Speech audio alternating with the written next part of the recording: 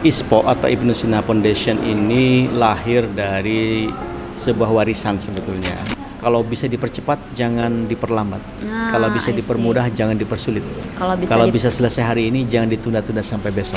Misalnya saya punya kesalahan, cukuplah saya yang mengalami kesalahan itu. Generasi berikutnya harus belajar dari kesalahan itu. Jangan sampai mengulangi, ya, terperosok di jurang yang sama. Assalamualaikum warahmatullahi wabarakatuh. Assalamualaikum. Halo teman-teman, kembali lagi di Berita Banjarmasin Podcast. Yang mana hari ini kita tidak hanya menceritakan tentang hal-hal yang fenomenal, tapi juga nilai-nilai inspiratif yang tentu kita akan kulas ya. Bagaimana sosok di balik yayasan yang telah berdampak selama 1 tahun ini. Nama yayasannya itu adalah Ibnu Sina Foundation atau bisa dikenal dengan ISFO ya. Nah, siapa lagi sosok yang saya idolakan, Bapak Wali Kota Banjarmasin 2 periode yang lalu ya, teman-teman semua. Siapa lagi kalau bukan Bapak Haji Ibnu Sina. Assalamualaikum Bapak. Waalaikumsalam warahmatullahi wabarakatuh. Bagaimana kabarnya Bapak hari ini? Alhamdulillah sehat, bugar, selalu senang sekali bisa bertemu dengan para pemirsa Berita Banjarmasin ya. Luar biasa. Dewi juga, saya kira hari ini, malam ini kita akan bicara banyak ya. Tapi jangan yang berat-berat. Yang santai aja supaya anak-anak muda itu juga ngena gitu ya Pak ya. Oke, kalau berbicara tentang sebagai sosok pemimpin ya Bapak ya. Program-program capaian tentang manusia di balik yayasan yang saat ini kita ketahui sudah memberikan dampak sekitar 1 tahun ini ya. Yang mana Bapak Ibnu sendiri banyak hal besar yang justru lahir dari perasaan yang sangat pribadi Bapak. Nah, dari mungkin ada kegelisahan atau hal-hal yang tidak pernah diucapkan di hadapan publik seperti itu Bapak. Nah, kira-kira Bapak kalau secara boleh personal ya, secara personal itu ada nggak Pak alasan itu kayak misalnya kegelisahan dari mendirikan atau yang melatar belakangi Ibnu Sina Foundation ini? Ya baik, pemirsa Berita Banjarmasin dan juga seluruh yang mendengarkan ini, ISPO atau Ibnu Sina Foundation ini lahir dari sebuah warisan sebetulnya. Jadi proses pewaris bukan perintis ya. Pewaris ini lahirlah ide tentang yayasan ini. Saat itu sebetulnya sangat-sangat terharu saya karena awal mula itu kan kita mengumpulkan para pelaku UMKM, para pelaku ekonomi kreatif di akhir masa jabatan. Lalu setelah itu para pelaku ini mengatakan bahwa Pak, kalau pian sudah kada ada lagi, kami gimana Pak supaya kami tetap bisa bersama dengan pian. Kan saya ada aja di Banjarmasin, saya bilang kan mendapat sesuatu yang bisa mengikat kita semua. Terus apa idenya? Lalu lah macam-macam ide. Ada yang ingin menyebut semacam organisasi komunitas Mbak Iman gitu ya. Mbak Iman itu kan identitas bener ya, Mbak Iman 152 tentang dari jabatan Ibnu Sina Herman, Ibnu Sina Arifin. Lalu muncullah ide tentang yayasan aja Pak, badan hukum yang tetap eksis dan itu lebih luas dari sekedar UMKM. Tapi sesuatu yang merupakan legacy atau warisan yang saya kira bisa jangka panjang. Sehingga lahirlah tentang ISPO ini, yaitu Ibnu Sina Foundation. Awalnya tuh macam-macam. Ada yayasan Mbak Iman, ada yayasan Banjarmasin Mbak Iman dan lain sebagainya, tapi ternyata teman-teman menyepakati ini karena awal mula itu kan dari staf muda wali kota kan. Saya dulu punya staf muda, 9 orang staf muda wali kota. Iya, memang kalau Bapak itu terkenal humble gitu dan pokoknya jadi ide-ide ini juga dari mereka diantaranya. Iya, betul. Begitu, diantaranya itu adalah seperti itu.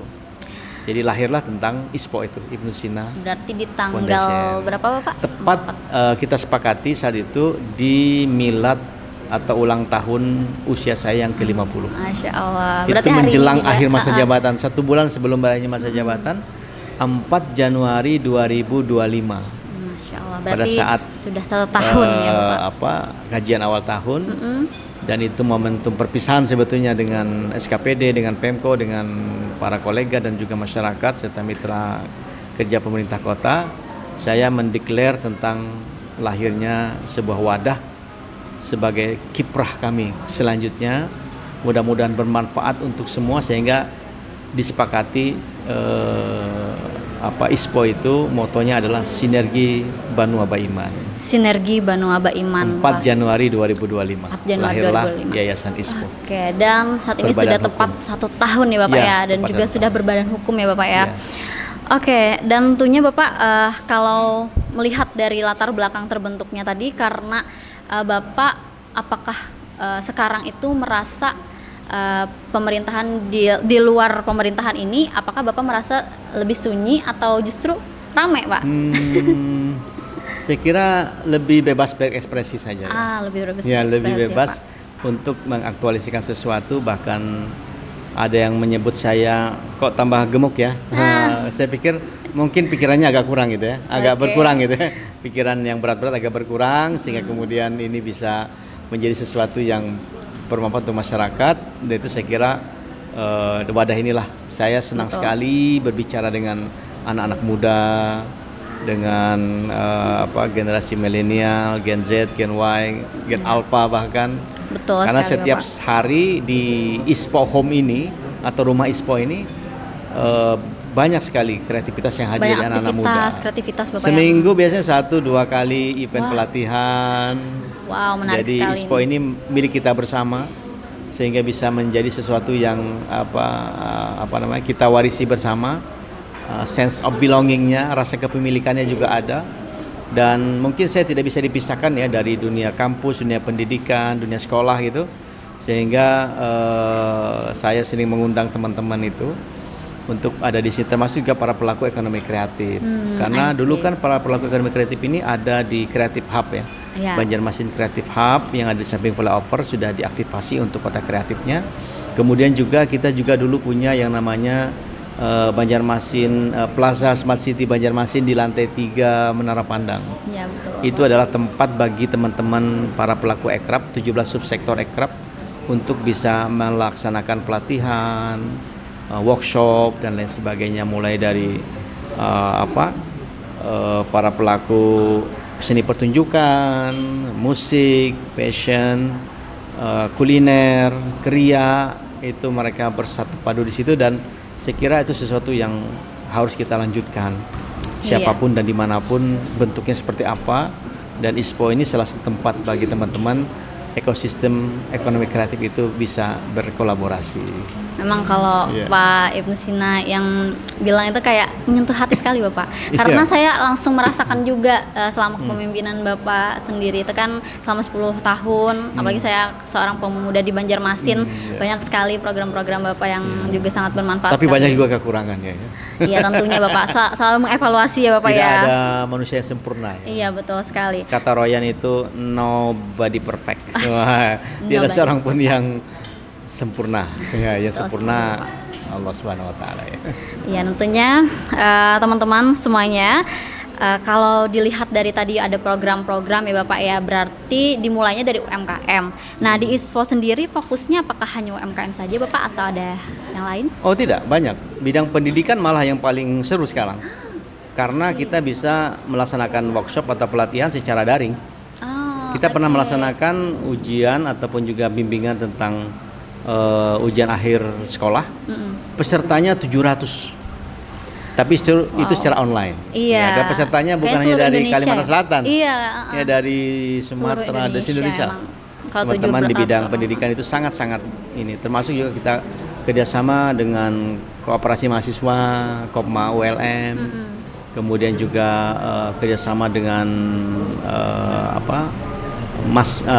Presma ya, Presiden Mahasiswa Berprestasi, Mapres, dan itu merupakan cikal bakal bagi SDM terbaik kita. Betul. Sehingga kemudian kami ingin teruskan praktek baik seperti pemberian beasiswa untuk program PMK untuk santri dan juga mahasiswa-mahasiswi yang studi di Timur Tengah, di Yaman, di Tarim, di Al-Azhar, termasuk juga untuk tindak lanjut tentang program nomor 2 dulu terkait dengan entrepreneur atau untuk nyaman berusaha. Saat itu kita punya kerjasama dengan Universitas Adi Ginanjar atau ISQ Leadership School untuk para penerima beasiswa bisa studi di sana.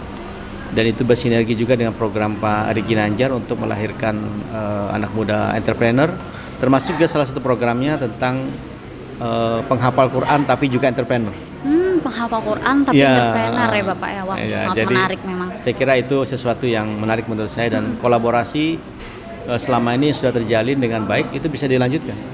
Dan ISPO salah satunya, dan saat ini kan kita juga sempat menerima tawaran juga untuk mendidik anak-anak yang sedang akan melanjutkan mencari pekerjaan atau migran di Belanda misalnya, di Jepang, untuk para pelaku perawat lah terutama, termasuk juga bidang profesi lainnya. Nah, berarti ada kesehatannya juga ya Bapak ya. Betul. I see. Jadi Bapak kalau melihat sudah 1 tahun ini dan banyak sekali program-program yang sangat bermanfaat itu, Bapak, kalau menurut Bapak sendiri ISPO itu apakah misalnya diibaratkan sebagai sosok manusia nih Pak, apakah dia seperti bayi yang sedang bertumbuh atau sudah memiliki jati dirinya gitu Bapak? Belum apa-apa, saya kira baru setahun, ibarat bayi itu masih batita bahkan di bawah 3 tahun, bukan hanya bawah 5 tahun. Tapi progresnya bagus dan sambutan dari masyarakat juga. Saya senang sekali, dan saya tidak merasa kesepian di sini karena ada anak-anak muda yang punya kreativitas dan talenta, dan itulah naluri kepemimpinan sebetulnya. Jadi naluri kepemimpinan itu adalah terkait dengan bagaimana seorang pemimpin itu keberhasilannya diukur dari keberhasilan dia mewariskan kepemimpinannya kepada yang lain. Jadi ukuran keberhasilan seorang leader itu adalah dia melahirkan leader yang lain seterusnya. Itulah teman-teman, melahirkan leader yang lain ya Bapak. Jadi bisa dibilang sebuah kepemimpinan itu sukses seperti itu. Betul, seperti itu. Oke Bapak, di tahun 2026 ini Bapak kira-kira Bapak bisa membayangkan ISPO itu akan seperti apa? Program yang sudah disepakati 2025 itu masih meraba sebetulnya. Tetapi saya ingin agar bidang-bidang lain juga terus berkembang. Di samping bidang pendidikan, bidang sosial kemasyarakatan, bahkan bidang lingkungan hidup kan sempat awal-awal dulu waktu kita krisis sampah ya. Saya akan meninggalkan Pemko itu dengan sebuah beban berat, karena ditutupnya TPA Basiri itu sesuatu yang tidak kita duga. Iya benar. Dan itu tidak ada seorang pun yang menduga itu, bahkan seluruh Indonesia gitu dampaknya. Dan kita bisa lihat Bali sekarang, dampak penutupan itu kan seperti ini. Menimbulkan kemerosotan turis dan sebagainya karena isu-isu tentang sampah itu ada di mana-mana, dan saya kira masih bersyukurlah Banjarmasin di era kepemimpinan Pak Yamin Ananda bisa meneruskan itu dan berupaya keras untuk bisa menuntaskan, walaupun belum tuntas semua.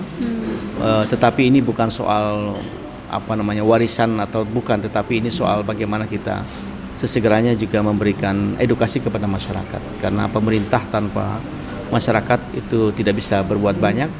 Sehebat-hebatnya sebuah pemerintah kota, secerdas-cerdasnya seorang pemimpin, bupati, wali kota, gubernur, kalau dia tidak didukung oleh masyarakat, saya kira akan susah untuk dia bisa mensukseskan program-programnya, termasuk juga soal program Banjarmasin Beiman dulu. Iya betul.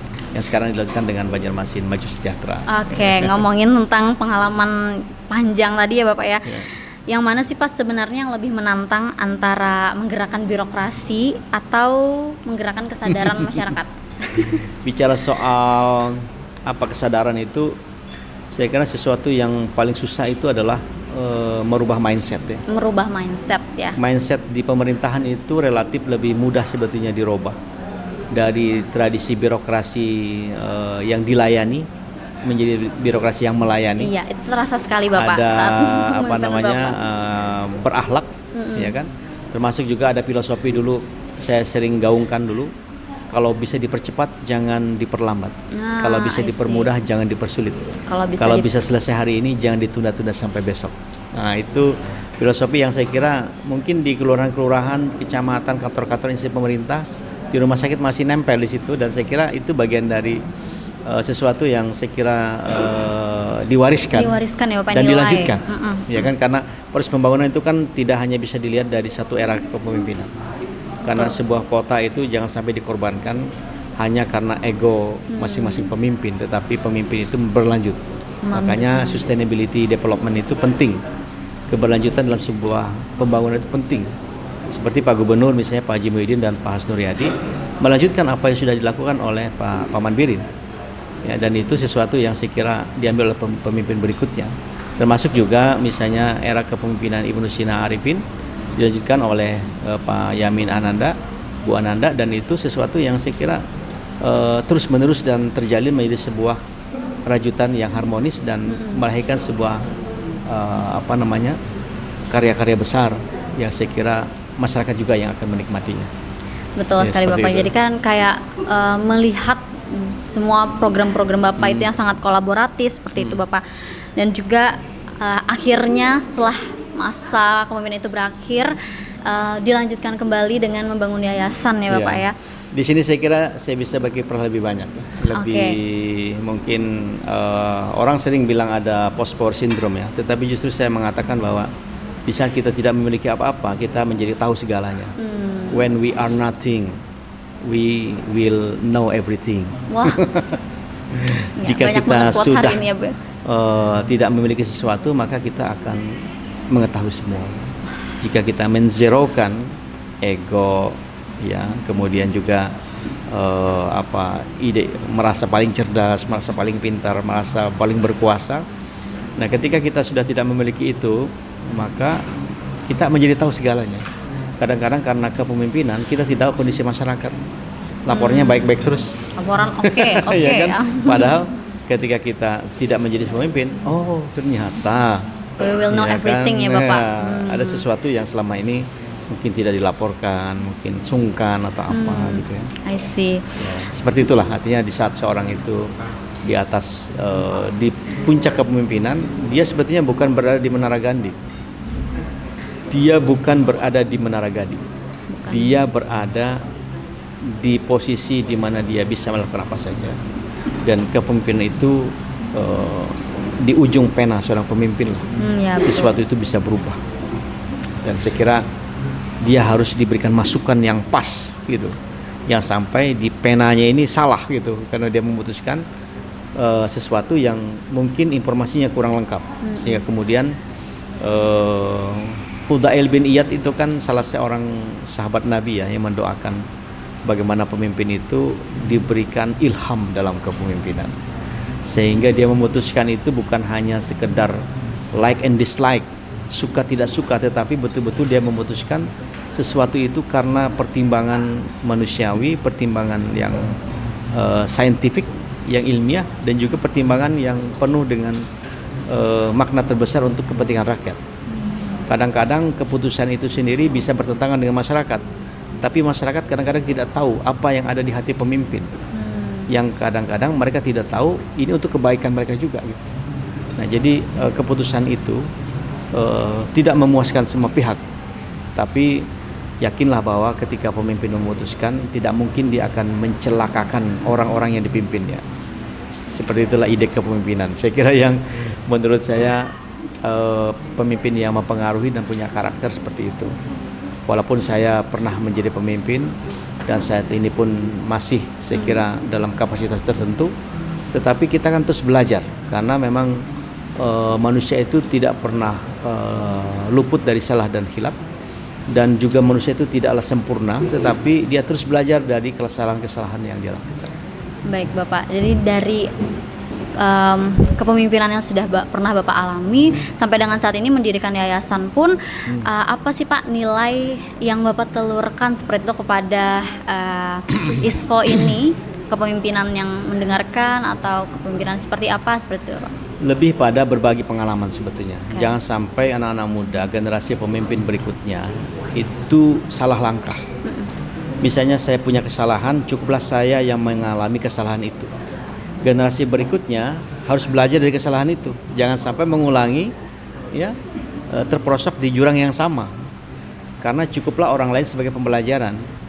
Kalau misalnya itu ada kebaikan, ya semua sih ada di sini sebetulnya di buku ini ya. Di buku tentang Ibnu Sina, Wali Kota Banjarmasin, membangun Banjarmasin Mbak Iman, semua ada di sini dari sejak saya lahir sampai kemudian apa-apa yang saya putuskan di dalam kepemimpinan, dan ini adalah sebagian dari memori masa jabatan sebetulnya.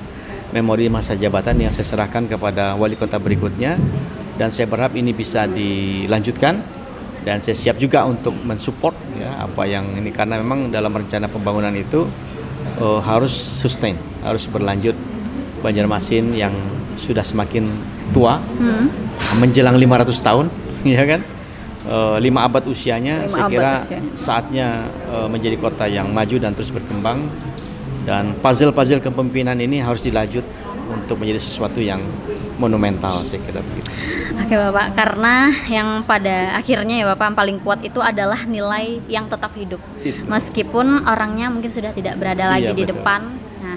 Nah, ini sekarang mengarah nih Pak. Jika suatu hari nanti Bapak tidak lagi aktif di ISPO, nah apa kira-kira menurut Bapak harus tetap hidup dari yayasan? Saya berharap yayasan ini akan tetap hidup, dan dari sinilah akan lahir generasi-generasi dengan SDM terbaik. Sekecil apapun usaha kita, saya kira harus kita mulai.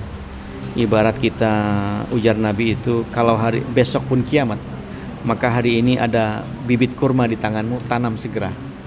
Itulah saya kira motivasi saya. Setelah era saya ini, mungkin anak-anak saya atau teman-teman saya, anak biologis dan anak ideologis, ya kan? Karena memang misalnya Pak Presiden Prabowo juga hanya punya anak biologis, tetapi punya sekian banyak anak ideologis, dan punya satu ide tentang pembangunan. Saya kira kepemimpinan itu harus tetap berlanjut, dan periode kepemimpinan itu tidak hanya bisa dilihat dari satu periode kepemimpinan, tapi harus dilihat dari jangka panjang, misalnya 5 tahun, 10 tahun, 5 generasi, 10 generasi yang akan datang. Dan saya ingin dikenang sebagai orang baik. Saya ingin dikenal sebagai orang yang perhatian dengan anak muda, dan itulah bagian dari amal jariah yang saya kira mudah-mudahan bisa terus mengalir. Amin, dan juga semoga terus bisa dirasakan ya Bapak ya. Di ISPO ini salah satunya. Iya betul sekali Bapak. ISPO ini Instagramnya itu Ibnu Sina Foundation. Ibnu Sina Foundation. Iya, Ibnu Sina Foundation. Dan saya memang ketua presiden ISPO-nya, tetapi pendirinya adalah Ibu Dr. Wasilah, istri saya sendiri, dan pengurusan ini juga bisa era ini pertama, di tahun pertama ini banyak sekali dari pihak-pihak lain anak muda yang ikut bergabung, dan kami berharap di periode kedua ini, di 2 tahun kedua ini semakin banyak lagi anak-anak muda yang bisa berkiprah, dan kami juga bisa bekerja sama. Antaranya adalah terkait dengan isu-isu global, ya. Termasuk di sini kan banyak anak-anak muda dengan talenta yang baik tentang bahasa Inggris, bahasa Mandarin, bahasa Jepang dan lain sebagainya. Termasuk juga soal carbon trading, ya, isu-isu lingkungan, iklim dan lain sebagainya. Saya kira itu adalah ide-ide besar tentang Indonesia, Nusantara, dan regional Kalimantan, regional ASEAN. Saya kira kedepannya dalam 5 tahun, 10 tahun ISPO ini bisa lebih dikenal di Pulau Kalimantan, bahkan di Nusantara, di Indonesia. Bahkan mungkin 5 atau 10 tahun yang akan datang sudah nasional lah begitu. Amin, saya kira doanya begitu. Oke Bapak, lumayan sangat apa ya Pak, penasaran gitu sebenarnya Pak dengan Bapak selalu melibatkan istri di dalam setiap pergerakan Bapak seperti itu. Iya, pesan Ustadz tadi kan kalau kita didukung oleh istri, siapapun insya Allah bisa kita hadapi, ya kan? Tapi sekalipun seluruh masyarakat mendukung kita tetapi tidak didukung oleh seorang istri saja, itu saya kira akan susah dalam langsung menghadapi bumi bergetar ya Pak rasanya. Oke. Dan misalnya nih Bapak, di luaran sana kan banyak sekali khususnya pemuda itu tidak semuanya misalnya punya jabatan, modalnya besar tuh nggak banyak gitu kan Pak. Terus panggung yang luar biasa, menggelora seperti itu, dan tapi mereka itu punya banyak sekali niat baik seperti itu Pak. Untuk anak-anak muda yang ingin berkontribusi tapi dengan keterbatasan itu seperti apa? Banyak orang-orang baik sebetulnya, dan banyak juga warisan kepemimpinan yang saya kira bisa dipelajari. Saya ingin mendedikasikan diri saya ini untuk menjadi seorang mentor, ya, seorang coach bagi siapapun, termasuk juga kalau di politik jadi konsultan politik juga bisa. Tapi di kepemimpinan saya kira saya siap untuk mendukung, mensupport siapapun, ya. Saya tidak lagi memandang dia anak siapa, dia agama apa, dia suku apa, itu tidak penting lagi bagi saya. Tapi lebih penting bagaimana agar talenta-talenta muda tentang kepemimpinan ini harus lahir di era menjelang 100 tahun Indonesia, karena banyak potensi anak-anak muda yang di kampung-kampung yang punya potensi, tinggal diberikan kesempatan maka dia akan menjadi lompat potensinya. Bunga ya Pak. Menjadi Mekar. bigger, higher, better. Yes. Wah, menjadi semakin tinggi, semakin besar dan semakin baik. Saya kira itu ada dimanapun dan salah satunya adalah mungkin yang nonton ini nih. Iya, Yang nonton di Berita Banjarmasin ya. Podcast. Oke. Baik Bapak, nah mungkin itu ya teman-teman, kita udah berada di penghujung nih Bapak. Iya. Dan terima kasih banyak sudah Iya. banyak berbagi Bapak dan sangat jujur Alhamdulillah. serta manusiawi sekali dari Iya. percakapan ini. Terima kasih banyak. Kita belajar bahwa melayani, memberi itu tidak selalu berada di panggung besar ya Bapak ya. Iya, betul. Kadang justru lahir mungkin dari kesunyian, dari kegelisahan Iya. dan keberanian untuk tetap peduli.